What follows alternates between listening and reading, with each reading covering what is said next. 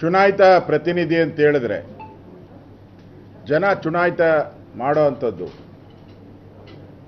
ಅಧಿವೇಶನದಲ್ಲಿ ಭಾಗವಹಿಸಿ ಅಧಿವೇಶನದಲ್ಲಿ ಸರ್ಕಾರ ಮಾಡೋ ತಪ್ಪುಗಳನ್ನು ಎತ್ತಿ ಹಿಡಿಯೋ ಕೆಲಸ, ಜನಗಳಿಗೆ ತಿಳಿಸುವಂಥ ಕೆಲಸ ಪ್ರತಿಯೊಬ್ಬ ಚುನಾಯಿತ ಪ್ರತಿನಿಧಿಯ ಕರ್ತವ್ಯ. ಆದರೆ ನೀಟ್ ವಿಚಾರವಾಗಿ ಸಂಬಂಧಪಟ್ಟಂತೆ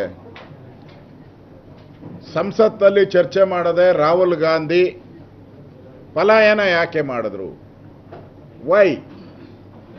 ಚರ್ಚೆ ಮಾಡೋಕ್ಕೆ ಅವಕಾಶ ಇದೆ, ಚರ್ಚೆ ಮಾಡೋಕ್ಕೆ ನಿಯಮಗಳಿದೆ. ಯಾವ ನಿಯಮದಡಿ ಚರ್ಚೆ ಮಾಡಬೇಕು ಅಂತ ನಿಯಮಗಳನ್ನು ನಮ್ಮ ಸಂವಿಧಾನದಲ್ಲಿ ರೂಪುಗೊಂಡಿದೆ. ಅದು ಬಿಟ್ಟಿಟ್ಟು ರಾಹುಲ್ ಗಾಂಧಿ ಪಲಾಯನ ಯಾಕೆ ಮಾಡ್ತಾ ಇದ್ದಾರೆ? ಮತ್ತು ಕೇಂದ್ರ ಸರ್ಕಾರ ಪದೇ ಪದೇ ಹೇಳಿದೆ, ನೀವು ಎಷ್ಟು ಗಂಟೆ ಬೇಕಾದರೂ ಚರ್ಚೆ ಮಾಡಿ, ಯಾರ್ಯಾರು ಬೇಕಾದರೂ ಚರ್ಚೆ ಮಾಡಿ, ನಾವು ಉತ್ತರ ಕೊಡೋಕ್ಕೆ ತಯಾರಿದ್ದೀರಿ ಅಂತ. ಇವ್ರಿಗೇನಾದರೂ ರಿಸಲ್ಟ್ ಬೇಕಾಗಿದ್ದರೆ ಚರ್ಚೆ ಮಾಡಬೇಕು. ಆಮೇಲೆ ಏನಾದರೂ ಇವರಿಗೆ ರಿಸಲ್ಟ್ ಸಿಕ್ಕಿಲ್ಲ ಅಂದರೆ ಆಮೇಲೆ ಧರಣಿ ಮಾಡೋದು, ಇದೆಲ್ಲ ಪ್ರಜಾಪ್ರಭುತ್ವದಲ್ಲಿ ಮಾಡೋದು. ಅದನ್ನು ಬಿಟ್ಬಿಟ್ಟು ಅಲ್ಲಿ ಕಾಕ್ರೋಚ್ ಪಾರ್ಟಿ ಅವರೂ ಸಂಧಾನಕ್ಕೆ ಬರಲ್ಲ, ಇವರು ಪಾರ್ಲಿಮೆಂಟ್ ಒಳಕ್ಕೆ ಹೋಗಲ್ಲ. ಅಂದರೆ ಮ್ಯಾಚ್ ಫಿಕ್ಸಿಂಗ್ ಇವರು ಇಬ್ಬರದು. ಕಾಕ್ರೋಚ್ ಜೊತೆ ಮ್ಯಾಚ್ ಫಿಕ್ಸಿಂಗ್ ಮಾಡ್ಕೊಂಡಿರೋ ರಾಹುಲ್ ಗಾಂಧಿ. ಅಂದರೆ ಇವ್ರ ಘೋಷಣೆಗಳು ಏನೇನು ಕೂಗ್ತಾ ಇದ್ದಾರೆ ನೀವು ನೋಡಿ. ಬಾಂಗ್ಲಾದೇಶದಲ್ಲಿ ಏನು ಸ್ಲೋಗನ್ಸ್ ಇತ್ತು, ಸೇಮ್ ಸ್ಲೋಗನ್ಸ್ ಇಲ್ಲಿ ಕೂಗ್ತಾ ಇದ್ದಾರೆ. ನೇಪಾಳದಲ್ಲಿ ಏನು ಸ್ಲೋಗನ್ ಇತ್ತು ಅದೇ ಕೂಗ್ತಾ ಇದ್ದಾರೆ. ಅಂದರೆ ಏಜೆಂಟ್ ಎಲ್ಲಿದ್ದಾರೆ? ವಿದೇಶದಲ್ಲಿದ್ದಾರೆ.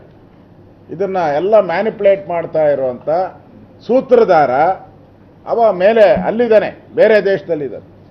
ಅವನು ಹೇಳ್ದಂಗೆ ಘೋಷಣೆಗಳು ಅವ್ರು ಹೇಳ್ದಂಗೆ ಇಲ್ಲಿ ಮೊಳಗ್ತಾವೆ ಅಂತ ಹೇಳಿದ್ರೆ ಇದು ದೇಶ ವಿರೋಧಿ ಚಟುವಟಿಕೆಯನ್ನು ಮಾಡ್ತಕ್ಕಂಥ, ಕಮ್ಮಕ್ಕು ನೀಡ್ತಾ ಇರತಕ್ಕಂಥ ಸಂಸ್ಥೆಗಳ ಜೊತೆ ರಾಹುಲ್ ಗಾಂಧಿ ಶಾಮೀಲಾಗಿರ್ತಕ್ಕಂಥದ್ದು ಸ್ಪಷ್ಟ. ಈ ಎಕ್ಸಾಮ್ಸ್ ಏನು ಇವತ್ತಿಂದ ಅಲ್ಲ, ಈ ಥರ ನೂರಾರು ಸಾವಿರಾರು ಎಕ್ಸಾಮ್ಸು ಪ್ರಶ್ನೆ ಪತ್ರಿಕೆಗಳು ಲೀಕ್ ಆಗಿದೆ. ಅವಾಗ ಕಾಂಗ್ರೆಸ್ ಹೇಳಬೇಕು, ನೋಡ್ರಿ ನಾವು ಇದ್ದಾಗ ಈ ಥರ ಪ್ರಶ್ನೆ ಪತ್ರಿಕೆ ಲೀಕ್ ಆಯಿತು, ನಾವು ರಾಜೀನಾಮೆ ಕೊಟ್ರಿ. ತೋರಿಸಿ ಒಂದು ಉದಾಹರಣೆ ತೋರಿಸಿ. ನೀವು ಬೇರೆಯವ್ರ ತಪ್ಪು ಹುಡುಕ್ಬೇಕಾದ್ರೆ ನೀವಿದ್ದಾಗ ಏನು ಮಾಡಿದ್ದೀರಾ? ಆಮೇಲೆ ಈ ಕೀಳು ರಾಜಕಾರಣ, ಕಾಂಗ್ರೆಸ್ಸಿನ ಈ ಕೀಳು ರಾಜಕಾರಣ, ವಿದ್ಯಾರ್ಥಿಗಳ ಭವಿಷ್ಯದ ಜೊತೆ ಚೆಲ್ಲಾಟ ಆಡ್ತಾ ಇರೋವಂಥದ್ದು. ನಿಮ್ಗೆ ಯಾವ ಕಾಂಗ್ರೆಸ್ಸಿಗೆ ಯಾವ ನೈತಿಕತೆ ಇದೆ? ಸಿದ್ದರಾಮಯ್ಯ, ಡಿ ಕೆ ಶಿವಕುಮಾರ್ ಇಬ್ಬರೂ ಕಳೆದ 3.5 ವರ್ಷ ಇರ್ಬೋದು, ಅದರಿಂದ ಇರ್ಬೋದು, ಒಂದು KPSC ಎಕ್ಸಾಮ್ ನಡೆಸೋಕ್ಕೆ ಯೋಗ್ಯತೆ ಇಲ್ಲ ನಿಮಗೆ.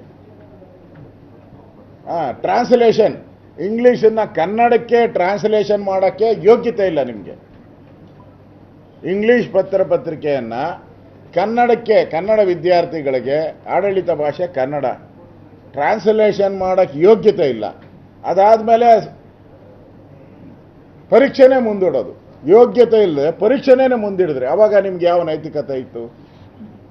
ಕೆಮಿಸ್ಟ್ರಿ ಪೇಪರ್ ಲೀಕ್ ಆಯಿತು, ಅವಾಗ ರಾಜೀನಾಮೆ ಕೊಟ್ಟಿದ್ದೀರಾ ನೀವು? ಧಾರವಾಡದಲ್ಲಿ ವಿದ್ಯಾರ್ಥಿ ಪ್ರತಿಭಟನೆ ಆಯಿತು, ಲಾಠಿ ಚಾರ್ಜ್ ಮಾಡಿದ್ರಿ, ಅವಾಗ ನಿಮ್ಮ ರಾಜೀನಾಮೆ ಕೊಟ್ರ ನೀವು?